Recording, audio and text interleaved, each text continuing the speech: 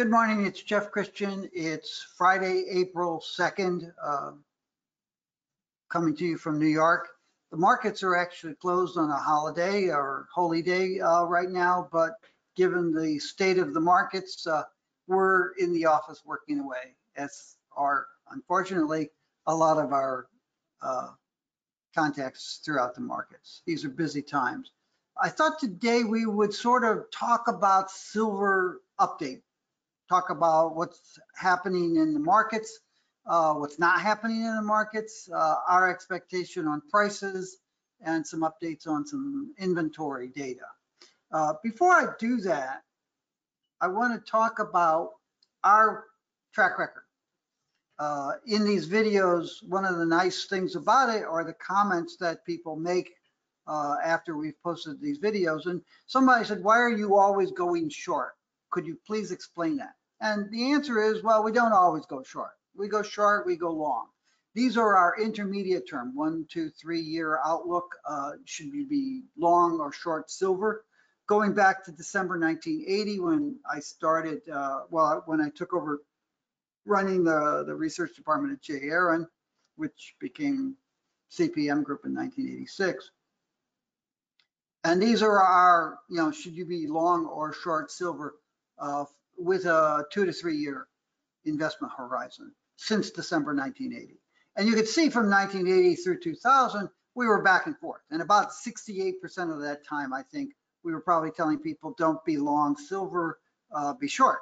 Or if you are long, hedge your long position because we think the price is going to be weak. And lo and behold, the price was weak.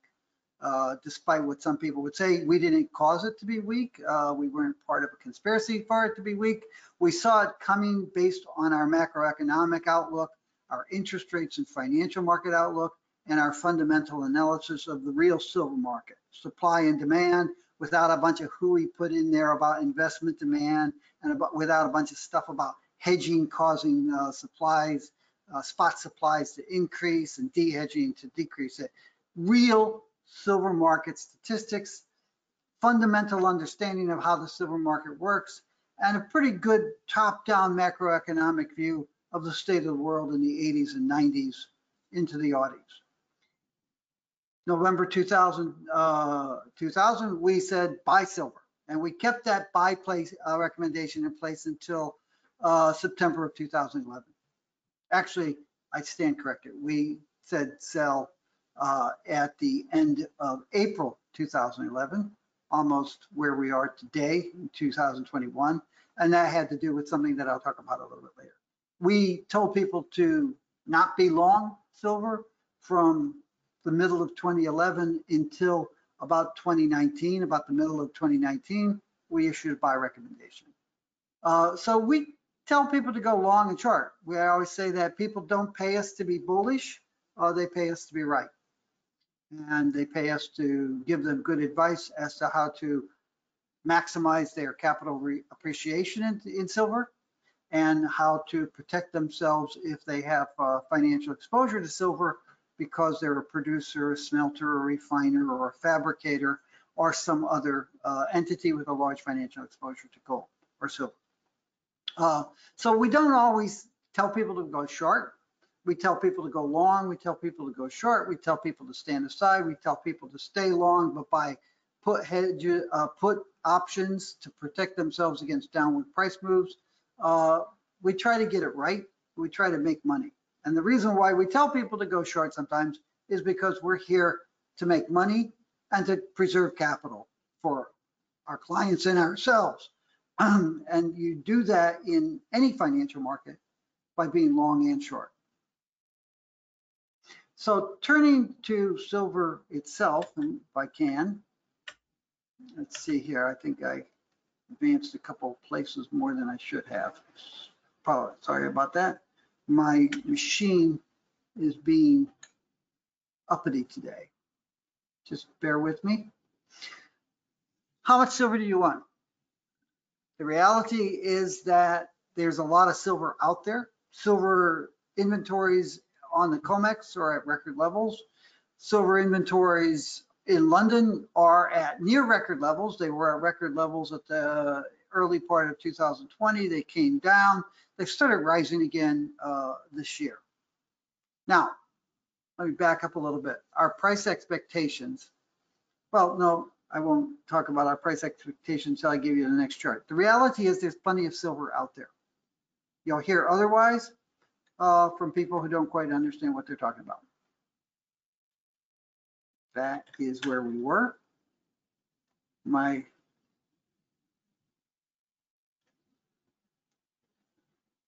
computer is being very snippety.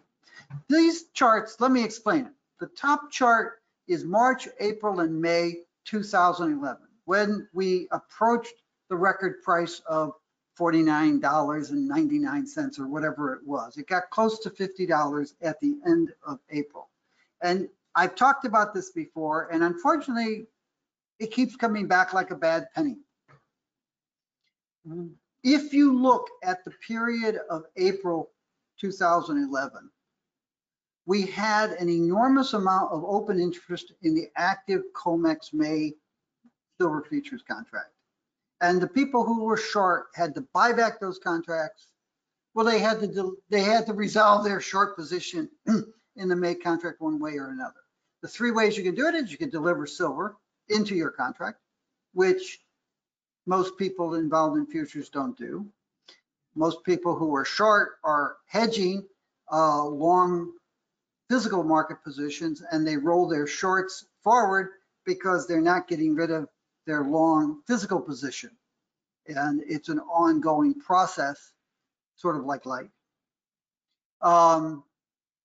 You had a large position, you can deliver into it, which most shorts don't want to do because that's not why they're selling short futures. It's a hedge of their long physical position, and they're not about to get rid of their long physical position because that's their business. They can buy back those contracts and unwind their hedge, which doesn't make sense. Or they can roll their hedge forward by buying back the May contracts and selling July, the next active contract.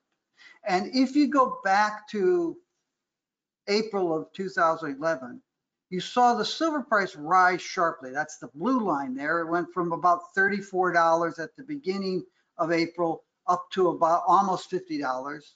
And then it came down with a thud in the first week of May after the May Comex rule was behind the market. So you saw a lot of those shorts bought back, and you saw the May open interest fall sharply, and you saw the July open interest rise as sharply because people were not closing out their hedges, and they were not delivering into their hedges. They were rolling them forward into the July contract. And as the silver price rose, there was a tremendous amount of bullishness that was generated. My God, look at the silver price rising. It's going to go to $100. Really, really, people were saying that. We were saying, look at the silver market. Coin sales are off sharply. ETF holders are actually reducing their positions by selling into the rising price and taking profits on lower silver price positions that they had taken earlier. The only buying that you saw of any note in the silver market in April of 2011 was the shorts buying their May contracts back and rolling them forward. So we issued a sell recommendation in late April. We said the price of silver has gone from $34 to $50 based on the roll of the May contract. And once that's behind us, we're going back to $35. And we were wrong. It went back to about $30. So you can see that that's a mechanical situation that occurs with some regularity in the market. Not that dramatically, but on a smaller scale, it occurs more often. We saw the exact same scenario play out in January, February, March of this year, as you had that March contract being bought back and the contracts are being rolled into May. Drove the silver price up, and after that was resolved, the silver price fell. Going into May, we may see the same thing. As of March 31st, we had 584 million ounces of silver in the May futures contract. Compare that to, you can look here, about 700 million ounces at the beginning of February of this year, and you go back to a smaller silver market in 2011 when you had about 380 million ounces at the beginning of April. We have 584.5 million ounces of May open interest in the May Comex futures contract. Most of that will be rolled forward into July. July is already up to 95.7 million ounces because some of the people have already started rolling their May contracts into the July contract. Over the course of April, those 584 million ounces of short open interest will mostly be rolled forward, and that could have an upward price pressure on silver prices. And silver prices could go back to $30 over the course of April into early May. And you will hear people who do not understand any of this or refuse to admit that they understand it and want to spread false information and poor analysis because they're trying to sell people on silver products. And you will hear them saying that the silver price is going to $100 or $200 or $1,000 and this is it, and there's no silver in the world. The world's out of silver, and don't worry about all that silver in Comex in New York and in London and Shanghai and in Zurich because it's all accounted for. And the price will rise, and maybe it gets up to $30, and then it'll come back off. Our expectation is, yes, possible to see $30, maybe even $32 over the course of April into early May. After that, we think the price comes back down. We're looking at a price range of say $23 to $28 for the second and third quarters of this year, with a slightly broader range of $20 to $30 possible. That broader range is possible because of the unsettled nature of the global economy, the global political issues, the pandemic is continuing, interest rates are rising.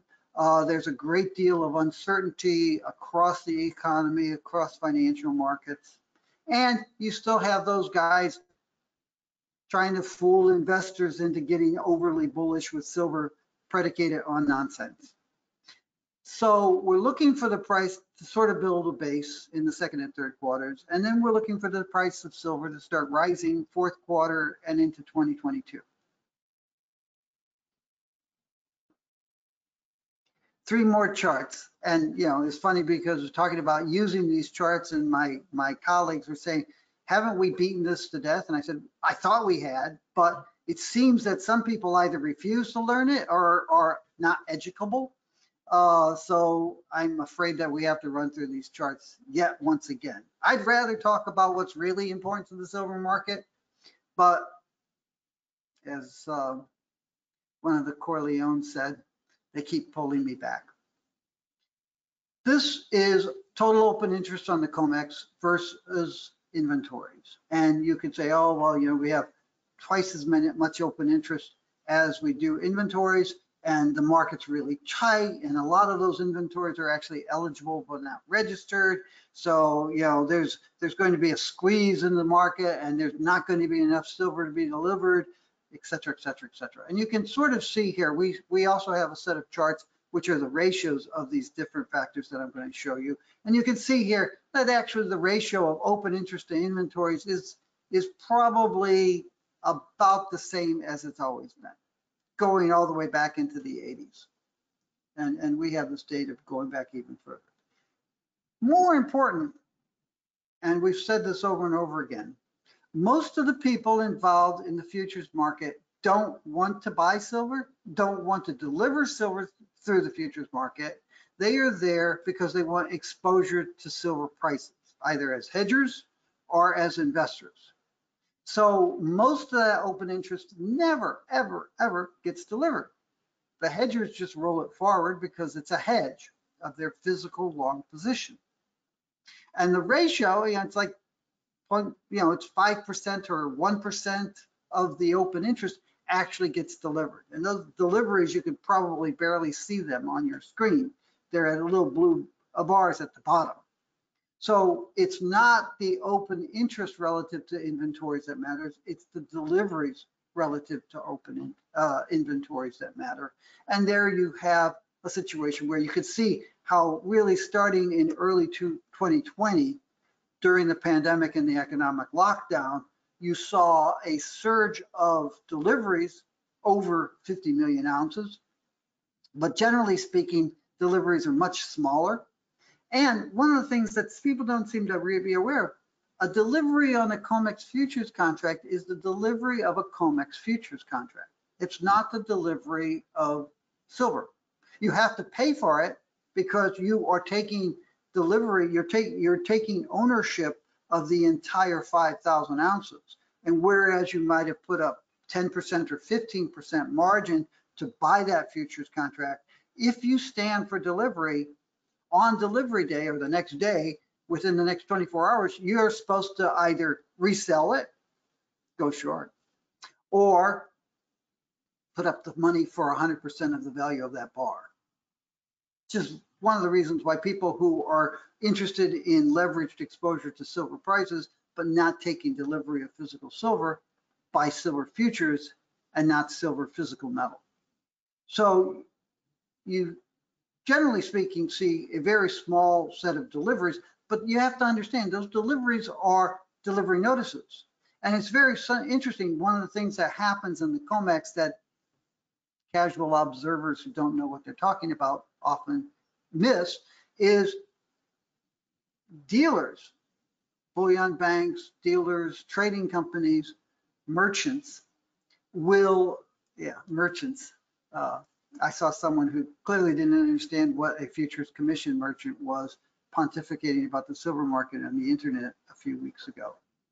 Merchants will actually take delivery, see what bars they get. If they like the quality and the brand, they'll keep those bars. And if they don't like them, they'll redeliver them the next day.